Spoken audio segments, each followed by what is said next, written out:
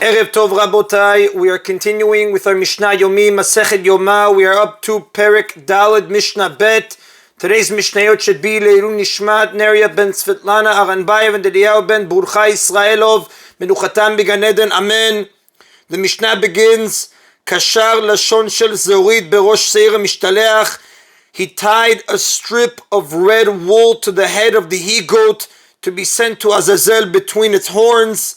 The Amido Keneged Bet Shilucho, and he stood it facing the place from which it would be sent, meaning he turned it around so that it faced the Nicanor gate through which it would be sent out of the temple. During the lottery, the he-goat stood with its back to the Nicanor gate. Once the lottery was completed, it was turned around so that it faced the gate. And he tied a strip of red wool to the he-goat that would be slaughtered, the Hatat offering for Hashem, at the area of its slaughtering, around its neck, where the incision would be made. The Rav explains, by tying a strip of red wool around the neck of the goat for Hashem, the Kohen Gadol prevented it from being mistakenly switched with the goat for Azazel, which had a strip tied between its horns.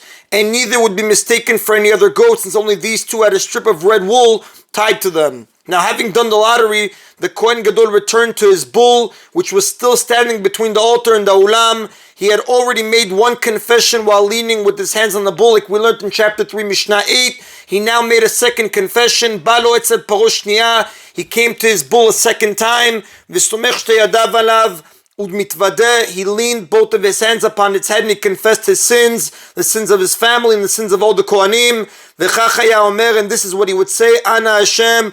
Please Hashem. Again, the Gemara on page 39b explains here too, the Kohen Gadol uttered the name of Hashem the way it was written, Shem Havaya. The same applies to each of the three times that he said the name of this prayer, that he said the name in this prayer. Ana Hashem, please Hashem, Aviti, I have sinned deliberately. Pashati, I have sinned rebelliously. Hatati lefenech, and I have sinned mistakenly before you. Again, this sequence, deliberately, rebelliously, mistakenly, follows Sefer Vayikra, chapter 16. Pasuk 21, we spoke about it earlier in Mishnah, chapter 3, Mishnah 8. Again, Ana Hashem, Aviti, Pashati, Chatei Lefanecha. Please Hashem, I have sinned deliberately, I have sinned rebelliously, and I have sinned mistakenly before you. Ani ubeti, I and my household. Ubnei Aaron, Am Kedoshech, and the children of Aaron, your holy people. Now, in the first confession made while leaning on the bull in chapter 3, Mishnah 8, the Kohen Gadol mentioned only his sins and those of his family, but in the second confession he included the sins of the other Kohanim. Since it is not fitting for one who is guilty to gain atonement for others, the Kohen Gadol confessed his own sins and gained atonement for himself before he confessed the sins of the other Kohanim.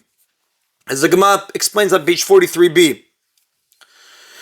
Ana Hashem, please Hashem, kaper na la'avonot ve'la'peshaim ve'la'chataim. Forgive now the deliberate, rebellious, and mistaken sins. Shaviti v'shepashati v'shechadati lefanecha.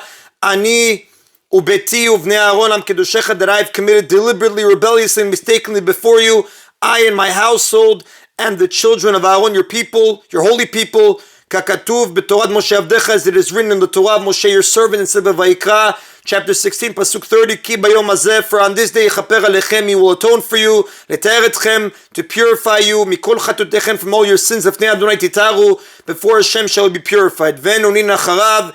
And after each of the three times that the Kohen Gadol mentioned the name of Hashem, the people responded, Baruch Shem kevod malchuto leolam va'ed. Blessed is the name of his glorious kingdom forever and ever. That is the end of Mishnah Bet. Mishnah Gimel continues, Shechato v'kibel b'mizrak et damo. After reciting the confession, he slaughtered the bull and caught its blood in a bowl, in the manner described in chapter 3, Mishnah 4. Untano lemishu memares bo ala roved harivi shabarechal kedei shelo yikrosh. And he gave the bowl to someone who stirred the blood in it while standing on the fourth row of stones from the sanctuary building, so that the blood would not congeal. Now literally means in the sanctuary, the temple floor consisted of rows of marble paving stones. The Mishnah refers to the fourth row of stones in the courtyard, counting from the ulam outward. It cannot be referring to the fourth row of stones inside the echal, as the literal word implies, because the Torah forbids anyone to be in the sanctuary at this time.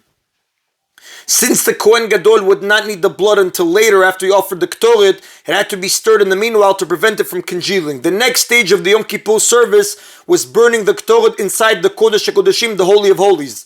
The Mishnah describes how the Kohen Gadol took from the altar the coals with which he would burn the Ktoret.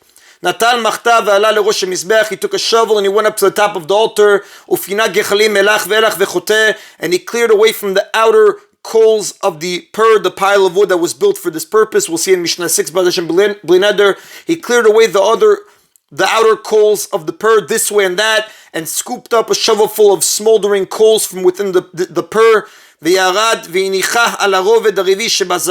he took the shovel of coals and went down from the altar and placed it on the fourth row of stones in the courtyard next to the Kohen who was stirring the blood, as the commentators explain. And that is in Rabotai of today's Mishna Yomi. Baruch Adonai Leolam. Amen v'amen.